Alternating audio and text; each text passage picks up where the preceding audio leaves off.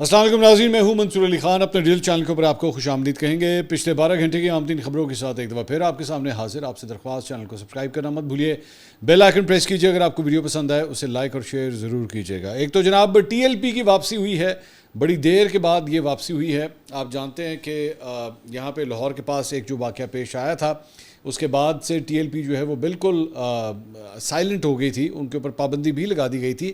لیکن اس کے باوجود ٹی ایل پی جو ہے وہ سڑکوں پہ اب واپس آئی ہے پچھلے 12 سے 24 گھنٹے کے دوران. اس کے بارے میں بھی بات کریں گے. اور اس کے ساتھ ساتھ جو وزیر خارجہ اور نائب وزیر اعظم ہیں اسحاق ڈار, ان کے جو نواسے کے حوالے سے کیس ہے وہ کہاں تک پہنچا ہے, وہ ایک بڑے انٹرسٹنگ موڈ کے اوپر جو ہے وہ پہنچ چکا ہے. اس کی ڈیٹیلز بھی جو ہے وہ آپ کے ساتھ شیئر کریں گے. اینڈ تک اس ویڈیو کو دیکھیے گا. خاص طور پہ اس وقت ایران کے اندر جو آخری رسومات ادا کی جا رہی ہیں آیت اللہ خامنائی کے حوالے سے, وہاں پہ ایک ایسا واقعہ پیش آیا ہے جو بھارت کے لیے بڑا امبیرسنگ ہے. اس کی ڈیٹیلز بھی جو ہے وہ آپ کے ساتھ ہم شیئر کریں گے. لیکن سب سے پہلے کل رات کو جو ایک ڈیولپمنٹ ہوئی ہے جس کا تعلق آپ سے بھی ہو سکتا ہے, وہ ہے جناب پیٹرولیم ڈویژن نے پیٹرولیم مصنوعات کی قیمتوں میں کمی کا اعلان کیا ہے. لیکن جتنی کمی کی ہے اس کو سن کے, اس کو دیکھ کے آپ کہیں گے اس تو بہتر سی کہ تسی نہ ہی کر دے. تو اس میں جناب پیٹرول کی نئی قیمت کے اندر جو ہے اس میں فی لیٹر پیٹرول اور ڈیزل کی قیمت کے اندر جو ہے وہ فی لیٹر 1 روپے 97 پیسے, 2 روپے آپ سمجھ لیں, 2 روپے کی جناب کمی کی گئی ہے. اور پیٹرول کی نئی قیمت 297 روپے 53 پیسے, جبکہ ڈیزل کی قیمت جو ہے وہ 309 روپے 50 پیسے فی لیٹر جو ہے مقرر کی گئی ہے. اب ظاہری بات ہے تنقید اس بات کے اوپر حکومت کے اوپر ہو رہی ہے کہ جناب انٹرنیشنل آئل پرائسز جو ہیں وہ تو کافی زیادہ کم ہو چکی ہیں. اب تقریباً 70 کے آس پاس جو ہے $70 پر بیرل کے آس پاس جو ہے وہ ٹریڈ ہوتی ہوئی دیکھی جا سکتی ہیں. بلکہ میں ایک دفعہ چیک ہی کر لوں, ہاں بلکہ 70 سے بھی نیچے جو ہے وہ اس وقت جب میں آپ سے یہ بات کر رہا ہوں تو 68.78 کا ریٹ جو ہے وہ کروڈ آئل کا اس وقت دیا جا رہا ہے. تو جب یہ ریٹ چل رہے ہیں تو پھر اس کے بعد صرف 2 روپے کی کمی جو ہے عوام کے ساتھ میری نظر میں یہ زیادتی ہے. اس کے علاوہ تحریک لبیک پاکستان, ان کی جناب واپسی ہو گئی ہے. واپسی اس طرح ہوئی ہے کہ ہم نے آپ کو یہ بتایا تھا کہ جمعے سے پہلے یعنی کہ ایک دن پہلے ہم نے آپ کو بتایا تھا کہ جناب ان کے ریلیٹڈ جو ہے وہ ایک فلائر جو ہے سوشل میڈیا کے اوپر چل رہا تھا کہ جیو کے حوالے سے, جیو کے اوپر جو 15 دن کی پابندی لگی ہوئی ہے اس معاملے کے اوپر وہ احتجاج کرنا چاہتے ہیں. اور اس کے بعد یہی ہوا ہے کہ جمعے کی نماز کے بعد جیو کے خلاف لاہور, کراچی, راولپنڈی اور ملتان میں ٹی ایل پی کی جانب سے جو ہے وہ احتجاج کیا گیا. کوئی بہت بڑے احتجاج نہیں تھے, مطلب کارکنوں کی بہت کم تعداد تھی, ورنہ عام طور پہ تحریک لبیک کی جانب سے ماضی میں جب احتجاج کیے جاتے تھے ہزاروں کی تعداد میں لوگ جو ہے باہر نکلتے تھے. اس مرتبہ ایسا نہیں تھا. اور لاہور میں پنجاب اسمبلی کے سامنے, یہ ساتھ ساتھ فوٹیج بھی ہم آپ کو دکھا رہے ہیں, لاہور میں پنجاب اسمبلی کے سامنے پولیس کی بھاری نفری جو ہے وہ احتجاج سے پہلے ہی وہاں پہ موجود تھی. ذہن میں رکھیے گا کہ اس جماعت کے اوپر جو ہے وہ پابندی لگ چکی ہے. مری روڈ لیاقت آباد کے اوپر جو ہے لیاقت باغ کے اوپر ٹی ایل پی کارکنوں نے احتجاج کیا. پولیس کی بھاری نفری وہاں پہ موجود تھی اور وہاں پہ متعدد کارکنوں کو جو ہے گرفتار بھی کیا گیا ہے. اس سے پہلے ٹی ایل پی کے احتجاج کے پیش نظر انتظامیہ کی جانب سے شہر کی متعدد سڑکیں بند کر دی گئی تھیں اور جیو ٹی وی کے خلاف کراچی میں ٹی ایل پی کی جانب سے بڑی ریلی نکالی گئی, جس کے بعد ایم اے جناح روڈ کے اوپر چیرنگ کراس کے اوپر جو ہے وہ احتجاجی مظاہرہ بھی کیا گیا. ملتان میں بھی ٹی ایل پی کی جانب سے ریلی نکالی گئی اور احتجاجی مظاہرہ کیا گیا. پابندی لگنے اور سعد رضوی کے غائب ہونے کے بعد ٹی ایل پی کی جانب سے یہ پہلا احتجاج ہے. اس سے پہلے جو ہے وہ کوئی احتجاج نہیں ہوا. اب ظاہری بات ہے بہت سے لوگ جو ہیں وہ یہ بھی سوال کر رہے ہیں کہ یہ ایک دم کس طرح ایکٹیویٹ ہوئے ہیں. اس سے پہلے بہت بڑے بڑے واقعات ہوئے, مثال کے طور پہ شادرہ کے اندر جو کچھ ہوا تھا وہاں پہ بہت سے کارکنوں کے حوالے سے جو ہے وہ ان کنفرم رپورٹس آئیں کہ جناب وہاں پہ ہلاکتیں ہوئی ہیں, لوگ زخمی ہوئے ہیں. لیکن اس کے بعد ٹی ایل پی کی جانب سے ایسا کوئی احتجاج نہیں ہوا تھا. لیکن اب جیو ٹی وی کے اس معاملے کے اوپر جب 10 محرم کے حوالے سے ایک ڈاکیومنٹری وہاں پہ چلی تھی اور اس کے بعد پیمرا نے جو ہے ان کے اوپر 15 دن کی پابندی لگائی تھی, تو اس کے بعد اس موقع کے اوپر ٹی ایل پی جو ہے دوبارہ ایکٹیویٹ ہو گئی ہے, دوبارہ اس کی واپسی ہوئی ہے. اس کے ساتھ ساتھ کچھ ایران کی تفصیلات بھی جو ہے وہ آپ کے ساتھ شیئر کرتے ہیں, جہاں پہ عوامی تقریب کے لیے سابق سپریم لیڈر آیت اللہ خامنائی کے تابوت کو تہران کے موصل میں جو ہے وہ لایا جا رہا ہے. اس فوٹیج کے اندر آپ دیکھ سکتے ہیں, جس کے بعد امام خمینی حسینیہ سینٹر میں علی خامنائی کا آخری دیدار جو ہے جاری ہے. دنیا بھر سے آئے وفود باری باری وہاں پہ پیش ہو کر جو ہے خراج عقیدت پیش کر رہے ہیں. علی خامنائی کے جستخاکی کے ساتھ خاندان کے دیگر شہید افراد کے تابوت بھی جو ہے وہ رکھے گئے ہیں. اچھا, اس میں جو افراد مطلب فیلڈ مارشل عاصم منیر وہاں پہ دیکھے جا سکتے ہیں, پرائم منسٹر شہباز شریف کو دیکھا جا سکتا ہے, اسحاق ڈار ان کے ساتھ وہاں پہ گئے ہوئے ہیں, بلاول بھٹو زرداری وہاں پہ ان کے ساتھ موجود ہیں, عطا اللہ تارڑ وہاں پہ گئے ہیں. اس کے ساتھ ساتھ فورن آفس کے لوگ بھی جو ہیں اس پورے گروپ کے ساتھ یہ جو آپ دیکھ رہے ہیں اس میں موجود ہیں. مراد علی شاہ مطلب وزیر اعلیٰ سندھ وہ بھی وہاں پہ ان کے ساتھ گئے ہوئے ہیں. میرا خیال میں بہتر ہوتا کہ اس وقت کے اندر جو ہے وہ سہیل آفریدی بھی یا تو ان کو ساتھ لے جایا جاتا یا وہ کم سے کم آپٹ کرتے, کیونکہ جب دو پاکستان کی بڑی سیاسی جماعتوں سے تعلق رکھنے والے افراد چاہے وہ پرائم منسٹر شہباز شریف ہوں یا پھر مراد علی شاہ بلاول بھٹو ہوں, تو میرے خیال میں پاکستان تحریک انصاف کی جانب سے بھی جو ہے کوئی نہ کوئی نمائندگی یہاں پہ ہونی چاہیے تھی. بہرحال پاکستان کی جانب سے میرے خیال میں ایک کافی ہائی لیول ڈیلیگیشن ہے, مطلب everyone who is right at the top وہ سبھی اس ڈیلیگیشن کے اندر گئے ہیں. جبکہ انڈیا کی جانب سے میں نے آپ کو پہلے ہی بتایا تھا کہ انہوں نے بہار کے گورنر کو اور وزیر مملکت برائے خارجہ کو جو ہے وہ بھیج دیا تھا. اس کے اوپر بھی ایک کنٹروورسی ابھی ہوئی ہے, وہ بھی میں ابھی تفصیلات جو ہے میں آپ کے ساتھ شیئر کرتا ہوں. اور اس جنازے میں شرکت کرنے کے لیے جو ہے وہ 100 سے زائد ممالک نے اپنے وفود جو ہے وہاں پہ بھیجے ہیں, اور روس نے میدویدیو کو پیوٹن کا ذاتی ایلچی بنا کر وہاں پہ بھیجا ہے. چین نے سینئر پارلیمانی قیادت بھیجی ہے. Tajikistan, Armenia, Georgia, Azerbaijan, Iraq, Afghanistan کے طالبان نائب وزیر اعظم, عمان سبھی وہاں پہ موجود ہیں. حزب اللہ اور حماس کے وفود نے بھی وہاں پہ شرکت کی ہے. ملیشیا کے وزیر زراعت اور خصوصی ایلچی نے شرکت کی ہے. تھائی لینڈ کے بادشاہ کی خصوصی ایلچی نے آیت اللہ خامنہئی کو خراج عقیدت پیش کیا. جبکہ یورپی ممالک میں سے کوئی بھی آخری رسومات میں شریک نہیں ہے, کیونکہ ایران نے جو ہے وہ پہلے ہی وہ کہہ دیا تھا کہ جناب آپ یہاں پہ نہ آئیے گا کیونکہ آپ اس وقت تاریخ کی غلط سمت کے اوپر کھڑے ہوئے ہیں, you are not welcome over ہے. تو ان کی جانب سے جو ہے وہ کوئی وہاں پہ نہیں آیا. اس کے ساتھ ساتھ ایران کی تمام قیادت جو ہے وہ اس فوٹیج کے اندر آپ دیکھ سکتے ہیں ایک ہی کمرے میں خامنہئی کے کفن کے پاس وہاں پہ موجود ہے, جن میں صدر مسعود پزشکیان, ایرانی اسپیکر باقر قلیباف, عباس عراقچی اور فوجی قیادت سمیت دیگر افراد جو ہیں وہاں پہ موجود ہیں. جب یہ آخری رسومات وہاں پہ ہو رہی تھی تو جو اسپیکر ہیں ایرانی پارلیمنٹ کے باقر قلیباف وہ پھوٹ پھوٹ کے جو ہے وہاں پہ رونا شروع ہو گئے. میں آپ کو یہ بتا سکتا ہوں کہ ہمارے یہاں پولیٹیکل لیڈرز کے لیے جو ہے ظاہری بات ہے آپ دیکھتے ہیں کہ وہاں پہ بھی بہت جذبات ہوتے ہیں. مثال کے طور پہ عمران خان صاحب جب سے قید میں گئے تھے اور اس کے بعد جب انہیں گرفتار کیا گیا تھا 9th میں ہونا اور اس کے بعد لوگوں کے ریاکشنز آنا, اس میں بڑے جذباتی وہ تھے. لیکن یہاں پہ جو سپریم لیڈر ہوتے ہیں ایران کے اندر آیت اللہ خامنہئی, اب جس طرح ان کے بیٹے ہیں مجتبیٰ خامنہئی, تو ان کے ساتھ ایک سیاسی وابستگی سے زیادہ ایک مذہبی وابستگی جو ہے وہ زیادہ ہے. مطلب ان کو ایک وہ ریلیجس لیڈر کا درجہ جو ہے وہ دیتے ہیں اور ان کی کہی ہوئی بات جو ہے وہ پتھر پہ لکیر کنسیڈر کی جاتی ہے. تو ان کا لاس جو ہے اس کا ٹوٹل ڈائنامک ان کو دیکھنے کا جو ہے وہ بالکل ڈفرینٹ ہے. مطلب یہاں پہ بھی آبویسلی سیاسی رہنماؤں جو ہے وہ انتقال کرتے ہیں, دنیا سے چلے جاتے ہیں, ٹھیک ہے, دیٹس فائن, لیکن وہاں پہ صرف سیاسی یہ اینگل نہیں ہے, ایک مذہبی اینگل بھی ہے ایران کے اندر, لوگ جس طرح ان کو پرسیو کرتے ہیں. اس کے ساتھ ساتھ یہ انڈین ڈیلیگیشن کے حوالے سے جو ہے یہ ایک تصویر سامنے آئی ہے جس میں ڈسکس یہ کیا جا رہا ہے کہ انڈین ڈیلیگیشن نے وہاں پہ کیا مطلب دے ور ایکچولی لافنگ, اور ریفریشمنٹس جو ہے وہاں پہ وہ انجوائے کر رہے تھے اور اپنے فون کے اوپر جو ہے وہ ریلز دیکھ رہے تھے. تو پہلے ہی جو ڈیلیگیشن بھیجا گیا تھا وہ بڑا لو لیول جو ہے وہ ڈیلیگیشن ہے. مطلب انڈیا اور ایران جو ہے وہ ایک زمانے میں بڑے قریب رہے ہیں. سب سے بڑی اس کی ایگزامپل جو ہے چابہار کی پورٹ ہے. ایون دو انڈیا بیسکلی وہ سب کچھ صرف اس لیے کر رہا تھا کہ پاکستان کے اگینسٹ جو ہے وہ ایران کی بیسس کو استعمال کیا جا سکتا ہے, یا بلوچستان کے اندر شورش پھیلانے کے لیے جو ہے وہ اس طرح کی ایکٹیویٹیز جو ہے ایرانی بارڈر کے ذریعے جو ہے وہ کی جا سکے. But those times are gone now. Pakistan اور ایران جو ہے now they are very close, اور آپس میں جس قسم کا ریلیشن شپ اب ڈیولپ ہو چکا ہے مجھے ماضی میں اس سے پہلے یاد نہیں آتا.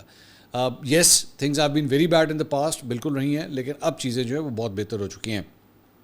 اس کے ساتھ ساتھ آیت اللہ خامنہئی کی نماز جنازہ پڑھائے گا کون, سرکاری سطح کے اوپر ابھی تک اس کا اعلان نہیں کیا گیا ہے. یہ بھی ڈیبیٹ ہو رہی تھی کہ شاید ان کے بیٹے مجتبیٰ خامنہئی جو ہے ان کا نماز جنازہ پڑھیں گے, لیکن ابھی تک وہ منظر عام کے اوپر نہیں آئے ہیں, کیونکہ ان کے اوپر یہ کہا جاتا ہے کہ جب آیت اللہ خامنہئی کے اوپر حملہ ہوا تھا تو وہ بھی اس حملے کے اندر جو ہے وہ زخمی ہوئے تھے.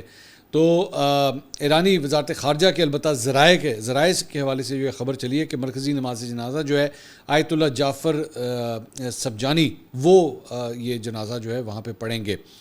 اس کے علاوہ ایران نے ایک جو مزید ایک ڈیولپمنٹ ہوئی ہے جس کو اس وقت سوشل میڈیا پہ بہت زیادہ ڈسکس کیا جا رہا ہے. ایران نے سعودی عرب کی ایئر لائن سے 5 بوئنگ 777 طیارے جو ہے بتایا جاتا ہے خریدے. ایران آبزرور نامی یہ ٹویٹر اکاؤنٹ ہے جس نے یہ کلیم کیا ہے. یہ ہوائی جہاز پہلے ہی ایران میں تزئین و آرائش کے مرحلے سے گزر رہے ہیں. یہ ایران اور سعودی عرب کے درمیان پہلا بڑا تجارتی معاہدہ جو ہے وہ کنسیڈر کیا جا رہا ہے. اس جنگ کے بعد جس طرح پاکستان اور بھارت کے درمیان جب جنگ ہوئی تھی تو اس کے بعد سے پاکستان کا جو پرسیپشن تھا پوری دنیا کے اندر وہ تبدیل ہو گیا تھا. اس جنگ کے بعد جو ہے وہ ایران کا پرسیپشن بھی جو ہے وہ پوری دنیا کے اندر کافی حد تک تبدیل ہوا ہے. اینڈ ناؤ ایون خلیجی ممالک کے بارے میں بھی جو ہے وہ یہ کہا جاتا ہے کہ پہلے جس لینس سے وہ ایران کو دیکھتے تھے اب اس کے اندر ایک بہت بڑی تبدیلی جو ہے وہ نظر آئے گی, جس میں وہ ایران کے ساتھ ون آن ون ریلیشنز کو جو ہے مزید بہتر کرنا چاہیں گے. پہلے ان کی جو فارن پالیسی بنتی تھی اس میں امریکن ڈومیننس جو ہے وہ یا اس کا شیڈو جو ہے وہ بہت زیادہ نظر آتا تھا, لیکن اب ہو سکتا ہے کہ کئی خلیجی ممالک جو ہے وہ اس حوالے سے اپنے رویے کے اندر جو ہے وہ تبدیلی لے کر آئیں. اب آ جائیے اسحاق ڈار کے جو نواسے ہیں ان کے حوالے سے جو معاملہ چلا تھا, میں نے اس کی چند ڈیٹیلز جو ہیں میں نے پچھلے ویلاگ میں آپ کے ساتھ شیئر کی تھیں. اب اس کے اوپر ظاہری بات ہے یہاں پہ جیسی چونکہ معاملہ جو ہے ایک سیاسی خاندان سے ہے تو دونوں سائڈز جو ہیں مثال کے طور پہ مسلم لیگ نون اور اپوزیشن دونوں جو ہیں وہ اپنی اپنی پوزیشنز اس کے اوپر لے رہے ہیں اور ان سے جڑے جو صحافی ہیں وہ بھی اپنی اپنی پوزیشنز اس کے اوپر لے رہے ہیں. میں کم از کم آپ کو یہ میں بتا سکتا ہوں کہ مطلب ایک جو سب سے بڑی بات یہ ہے کہ اسحاق ڈار کا نواسہ جو ہے وہ اس وقت گرفتار ہے. مطلب یہ ایک تو سب سے بڑی بات یہ ہے کہ وہ گرفتار ہے, وہ گرفتار رہے گا, اس کے اوپر کوئی سیاسی اثر و رسوخ نہیں ہونا چاہیے, اگر ہوگا تب بھی پتہ لگ جائے گا. لیکن مریم نواز صاحبہ نے جو ہے وہ سب سے پہلے تو یہ کہا تھا کہ جناب 2 گھنٹے کے اندر اندر جو ہے وہ ان کو خواتین کو بازیاب بھی کروایا جائے اور انہیں گرفتار جو جن کے اوپر الزامات ہیں جو ملزمان ہیں انہیں گرفتار کیا جائے, اور پولیس نے انہیں گرفتار کیا ہے. ایک بات تو یہ. دوسری بات یہ کہ کیس جو ہے وہ صاف و شفاف طریقے سے جو ہے وہ چلنا چاہیے اور وہ چلتا ہوا دکھنا چاہیے. میری اطلاعات کے مطابق یہ جو 2 خواتین تھیں یہ ایکچولی سننے میں آ رہا ہے کہ یہ ایکچولی جب ان کو روکا گیا یا ریکور کیا گیا تو یہ اس وقت ایئرپورٹ کی طرف جا رہی تھی اور وہاں سے نکلنے لگی تھی پاکستان سے, کیونکہ ظاہری بات ہے دیکھو ڈو دیٹ, لیکن ان کو یہ کہا گیا کہ نہیں بہتر یہ ہے کہ آپ اپنی قانونی کارروائی یہاں پہ پوری کریں, بیکاز اگر وہ وہاں سے چلی جاتی تو الٹیمیٹلی کیس جو ہے وہ آگے کس طرح پرسو ہوتا اوبیسلی, اور اس کے بعد پاکستان کی جو بدنامی ہونی تھی کہ جی پاکستان کا لیگل سسٹم جو ہے وہ کچھ کر نہیں سکا. ان لڑکیوں کے ساتھ اگر یہ زیادتی ہوئی ہے جس طرح وہ کلیم کر رہی ہیں تو پھر ان کو پورا انصاف جو ہے وہ ملنا چاہیے. لیکن ایک ڈبیٹ میں سوشل میڈیا کے اوپر بھی دیکھ رہا ہوں اور میں اس وقت بہت سے یوٹیوب کے اوپر بھی یہ ڈسکشن جو ہے وہ ہو رہی ہے کہ سی سی ڈی کدھر ہے, کہ سی سی ڈی جو ہے وہ ویسے تو جب یہاں پہ زیادتی کے کیسز وغیرہ جو ہے وہ ہوتے ہیں تو جناب سی سی ڈی جو ہے وہ ایک منٹ میں حرکت میں آتی ہے اور پھر ہمیں خبر ملتی ہے کہ جناب ایک پولیس مقابلہ ہوا, اس کے ساتھی اسے چھڑانے کے لیے آئے اور ڈوز ہو گیا جی بندہ. تو یہاں پہ اگر اس طرح قسم کی چیز ہوئی ہے تو سی سی ڈی کدھر ہے؟ اچھا, اور اس کے بعد لوگوں کو جو ہے یہ بھی کہا جا رہا ہے کہ جناب وہ کہاں ہیں وہ لوگ جو سی سی ڈی کے بارے میں ہمیشہ یہ کہا کرتے تھے کہ دیکھیں یہ بڑا زبردست کام کر رہے ہیں اور اس کی وجہ سے دیکھیں کہ جرائم کے اندر جو ہے کمی آئی ہے. میرے تمام ویلاگز آپ اٹھا کے دیکھ لیجئے, I have always been against this. میری ایک یہ اسٹیٹڈ پوزیشن ہے کہ میں اس قسم کی لالیسنس کے جو ہے میں خلاف ہوں, کہ یہ کرائم کو ختم کرنے کا کبھی کوئی حل نہیں ہے.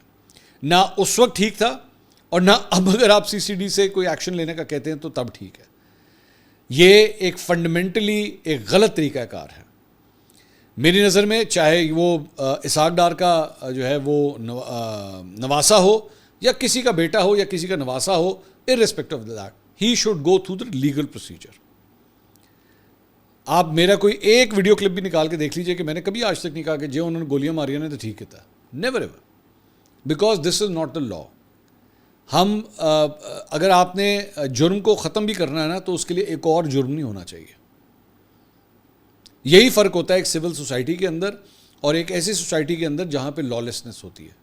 اگر کوئی لالیسنس ہو رہی ہے, قانون کو توڑا جا رہا ہے, تو قانون توڑنے والے کے ساتھ سلوک قانون توڑ کے نہیں کیا جاتا, قانون کے دائرے میں رہ کے کیا جاتا ہے تاکہ معاشرے کو سبق حاصل ہو.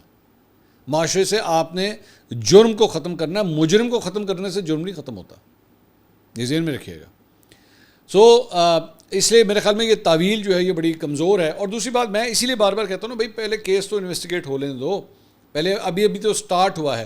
اب یس میں جانتا ہوں کہ اس کے اندر ایک یہ پرسپیکٹیو بھی ہے کہ جناب چونکہ یہ اسحاق ڈار کا نواسا ہے تو اینو تو پھائے لاؤ نا, اینو تو ہر صورت پھائے لاؤ بھیا, آپ چیک کریں اس کا ڈی این اے ٹیسٹ وغیرہ ہوں. اور ظاہری بات ہے ان کیسز کے اندر, اس قسم کے کیسز جو ہوتے ہیں اس کے اندر ڈی این اے ٹیسٹنگ ہوتی ہیں, بہت سے مطلب میڈیکل سیمپلز جو ہے وہ کلیکٹ کیے جاتے ہیں, اس کے بعد انویسٹیگیشن ہوتی ہے.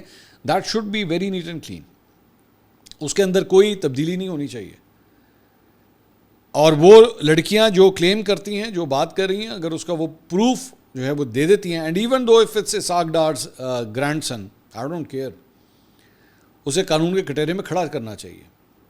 اور خاص طور پہ مریم نواز صاحبہ, ایون دو ذہن میں رکھے کہ مریم نواز جو ہیں وہ ریلیٹڈ ہیں اس خاندان سے, ان کی رشتہ داری ہے آپس میں, ٹھیک ہے, ان کا اثر و رسوخ نہ تھا اور نہ ہونا چاہیے. یہ بہت امپورٹنٹ بات ہے. اور ایک اور خبر جو سامنے آئی ہے وہ یہ بھی سامنے آ رہی ہے کہ پولیس نے ڈیفنسی تھانے کے ایس ایچ او فریاد اشرف سمیت 2 اہلکاروں کے خلاف مقدمہ درج کر لیا ہے, اور مقدمہ جوڈیشل ریسٹ ہاؤس دھرم پورہ کے چوکیدار کی مدیریت میں درج کیا گیا. واضح رہے کہ ایس ایچ او فریاد اشرف سمیت اشرف دونوں غیر ملکی خواتین کے اغوا اور زیادتی سے متعلق معاملے پر مجسٹریٹ کے گھر گیا تھا. مقدمہ سرکاری رہائش گاہ میں غیر قانونی داخلے اور دھمکیاں دینے کی دفعات کے تحت درج کیا گیا ہے. ایف آئی آر متن کے مطابق ایس ایچ او اور 2 اہلکار عدالتی افسر کی سرکاری رہائش گاہ میں اسلحہ سمیت رات گئے داخل ہوئے. اہلکار گھر میں زبردستی داخل ہوئے اور دھمکیاں بھی دیں. ایس ایچ او نے جوڈیشل مجسٹریٹ کینٹ کچہری اظہر محمود پر اعلیٰ افسران سے فون پر بات کرنے کے لیے دباؤ ڈالا. ذرائع کے مطابق پولیس نے واقعے کے بعد ایس ایچ او ڈیفنس سی کو کلوز لائن جو ہے وہ کر دیا ہے. سو یہ اس قسم کی جو ایکٹیویٹیز ہیں یہ قطعی طور پہ نہیں ہونی چاہیے, اور ٹھیک ہوا ہے کہ اس کے اگینسٹ مقدمہ درج ہوا ہے, یہ ایسا ہی ہونا چاہیے تھا. دوسری جانب فیصل واڈا صاحب نے بھی اپنی چھریاں نکال کے جو ہے ان کو تیز کر لیا ہے اس سارے معاملے کے اوپر. انہوں نے کل ٹویٹ کیا, انہوں نے کہا جی نائب وزیر اعظم اسحاق ڈار اور اوپر سے ماشاءاللہ وزیر خارجہ بھی پاکستان کو فیملی کارپوریشن کی طرح چلایا جا رہا ہے. مبینہ طور پر ان کے قریبی رشتہ دار مبینہ نواسے, مبینہ نہیں انہی کے نواسے ہیں, پر غیر ملکی خواتین کو پاکستان بلا کر مبینہ ریپ, تشدد اور بھتہ خوری کے الزام سامنے آئے, جس کے بعد غالباً متعلقہ غیر ملکی سفارت خانے کی مداخلت پر ان کی گرفتاری عمل میں لائی گئی. حکومت مبینہ واقعے کو دبانے کے لیے بھرپور کوشش کر رہی ہے. کیس کو ریپ کے بجائے بھتے تک محدود کرنے کی مبینہ کوشش اور مظلوم غیر ملکی خواتین کو جلد از جلد ملک سے واپس بھیجنے کی تیاریاں بھرپور طریقے سے جاری ہیں. اس واقعے میں 164 کا بیان جو اب تک سامنے آ جانا چاہیے تھا وہ منظر عام پر نہیں آیا, اور ماضی کی میڈیکل رپورٹس کے ریکارڈ کو مد نظر رکھتے ہوئے من پسند رپورٹس بھی حاصل کر لی جاتی ہیں. یہی وہ جمہوری جنازے ہیں جن 500 افراد نے ملک پر ایلیٹ کیپچر کے تحت قبضہ کیا ہوا ہے. جمہوریت کے نام پر کچھ جمہوری جنازے کئی سالوں سے ملک کو تو لوٹ ہی رہے تھے اور اب عزتیں بھی لوٹ رہے ہیں. اور افسوس کی بات ہے کہ ان جمہوری جنازوں کی اولاد در اولادوں کے ہاتھوں میں پاکستانیوں کی قسمت کے فیصلے ہیں. جمہوری پارٹیاں جمہوری جنازوں کی جو چیز میں ایکسپوز کرتا آ رہا ہوں, پاکستانی قوم دیکھے کسی پولیٹیکل پارٹی یا اس کے لیڈر خواہ اپوزیشن کے ہوں یا حکومت میں یا اتحادی, کسی ایک کا بھی مذمتی بیان سامنے نہیں آیا, سمیت خواتین کے حقوق کے نام نہاد چیمپئنز کا. بس خاموشی, کیونکہ ان سب سیاستدانوں اور 500 ایلیٹ کیپچر کے جمہوری جنازوں کے مفادات ایک ہیں. جیلوں کو جدید طرز کی اپ گریڈیشن کی بات سنی, اور ابتدائی بھی ماشاءاللہ اپنے رشتہ داروں سے ہی ہو رہی ہے. یاد رہے میں نے کہا تھا کہ پاکستانی انٹرنیشنل سکینڈلز اور ویڈیوز منظر عام پر آئیں گی.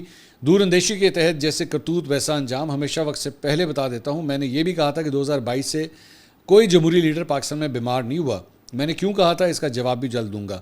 میں نے ہر بات جو پہلے کی آج کر رہا ہوں وطن واپسی پر بھی کروں گا اور اس پر کھڑا ہوں. میں گنہگار آدمی ہوں, لیکن میرا توکل اللہ پر مضبوط ہے, اور جن کا توکل اللہ پر نہ ہو ان کی قسمت میں ذلت اور رسوائی ہے. خود دیکھ لیں, ہم جمہوری لوگ اس حد تک گر چکے ہیں کہ ماں بہن بیٹی کا فرق بھی بھول گئے. یہ دیا ہے ہمیں اس طرز کی جمہوریت نے. کم سے کم اگر ذرا سا بھی پاکستان اور اس کے امیج کا احساس ہے تو فی الفور اسحاق ڈار استعفیٰ دیں. کون اس شرمناک الزام کے بعد بطور نائب وزیر اعظم اور وزیر خارجہ کے ساتھ دنیا کے آگے پاکستان کے جھنڈے تلے کھڑا ہو سکتا ہے؟ تو بڑا سخت قسم کا ٹویٹ جو ہے وہ فیصل واڈا صاحب کی جانب سے آیا, اور مسلم لیگ نون کی جو موجودہ حکومت ہے ان کو انہوں نے آڑے ہاتھوں لیا ہے. لیکن رانا ثناء اللہ صاحب نے اس کا جواب دیا ہے.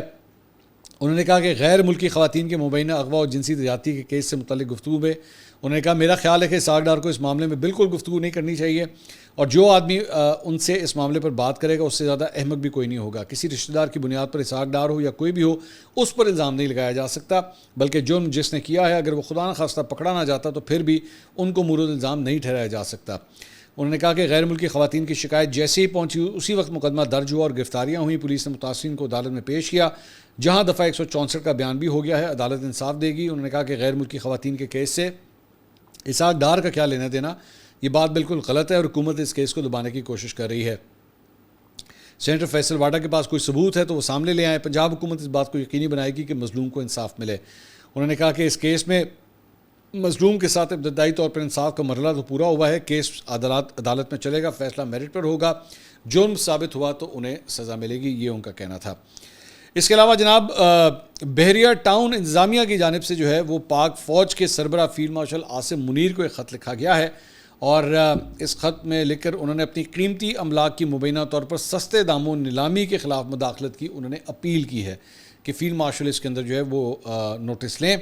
ان کی جانب سے ایک خط میں موقف اختیار کیا گیا کہ بحریہ ٹاؤن کی اربوں روپے مالیت کی جائیدادیں اور زمینیں ان کی اصل مارکیٹ ویلیو سے انتہائی کم قیمت پر نیلام کی جا رہی ہیں، جس سے شفافیت پر سنگین سوالات اٹھتے ہیں. انتظامیہ کا کہنا ہے کہ ان منصوبوں میں اوورسیز پاکستانیوں، بیواؤں اور عام شہریوں سمیت لاکھوں خاندانوں کے 372 ارب روپے سے زائد کی عمر بھر کی جمع پونجی لگی ہوئی ہے، جو اس وقت شدید خطرے میں ہے.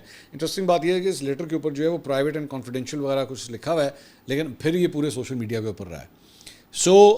مجھے نہیں پتا کہ فیلڈ مارشل کو اس قسم کا خط جو ہے وہ اگر آپ سوشل میڈیا کے اوپر ڈالیں گے تو وہ ایکچولی اس کے بعد اس خط کو پڑھیں گے بھی یا نہیں پڑھیں گے.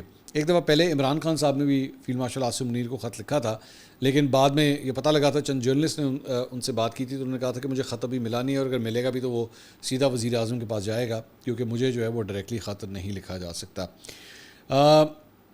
اس کے علاوہ جناب باغبان پورہ میں اور کہنا کے افسوسناک واقعہ، جہاں پہ ایک ٹیوشن سینٹر کی چھت گر گئی تھی اور ایک جگہ پہ ایک اسکول کی چھت گر گئی تھی. اس کے بعد پنجاب بھر میں غیر قانونی اکیڈمیز کے خلاف کریک ڈاؤن جو ہے مزید تیز کر دیا گیا ہے. وزیر تعلیم پنجاب رانا سکندر نے کہا ہے کہ والدین کے تعاون اور ضلعی انتظامیہ کے مشترکہ کارروائیوں کے نتیجے میں سینکڑوں غیر رجسٹرڈ ٹیوشن سینٹر سیل کیے جا چکے ہیں، جبکہ یہ آپریشن شہری علاقوں کے بعد دیہی علاقوں تک بھی پھیلایا گیا ہے. میرا اس کے اوپر ایک اختلاف ہے، وہ یہ ہے کہ بہت سے بچوں نے ان ٹیوشن سینٹرز کے اندر جو ہے وہ پڑھنا ہوتا ہے. ٹھیک ہے، گرمی کی چھٹیاں ہیں، بہت سے بچے جو ہے آنے والے سال کی تیاری کر رہے ہوتے ہیں. ایک تو ہمارے یہاں پہ یہی بہت بڑی پرابلم ہے کہ جناب پہلے جڑے نا احتیاطی تدابیر اختیار نہیں کرنی، اور اس کے بعد اگر کوئی واقعہ ہو جائے تو سیدھا ہی انجیکشن لگاتے ہیں. نہ گولی کھلانے کا کوئی ہے، نہ احتیاط کرنے کی بات ہے، نہ یہ کہتے ہیں اچھا بیٹا آپ کا نظام جو ہے وہ خود بخود اس کو فائٹ کرے گا، ٹھیک ہو جائے گا. ہمارے کے اندر ڈوز ہو گیا ہے. اب کتنے ہزاروں کی تعداد میں بچے جو ہے وہ ٹیوشن سینٹرز میں پڑھتے ہوں گے. آپ ان کو جا کے ریگولرائز کیجئے، آپ ان کو جا کے چیک کریں، آپ کو لگے کوئی چیز غلط ہے تب اس کے اگینسٹ ایکشن لیں. آپ ان کو کہیے جناب آپ کے پاس 15 دن کا ٹائم ہے، اگر آپ نے ٹیوشن سینٹر کھولا ہوا ہے اس کا نقشہ، اس کی تصویریں، کتنے بچے وہاں پہ پڑھتے ہیں، کیا آپ نے اوور کیپیسٹی میں تو نہیں، کیونکہ ہمارے اسکولوں میں ایک بہت بڑا مسئلہ یہ بھی ہے، کلاس میں 20 بچوں کے بیٹھنے کی جگہ تو 30 گھسائے ہوئے اندر، بچوں کو سانس ہی نہیں آ رہا ہوتا کمروں کے اندر میں، تو ایسی صورتحال ہوتی ہے. تو یہ ڈوز والی یہ جو طریقہ کار ہے نا کام کرنے کا، براہ مہربانی اس کے اندر تبدیلی لے کر آئیے، اور بچوں کی پڑھائی کا حرج جو ہے وہ نہیں ہونا چاہیے. ٹھیک ہے، میں ایگری کرتا ہوں کہ بہت برے حالات ہیں، but it will take time to change all this. اگلی ویڈیو میں آپ سے دوبارہ ملاقات ہوگی. اللہ حافظ.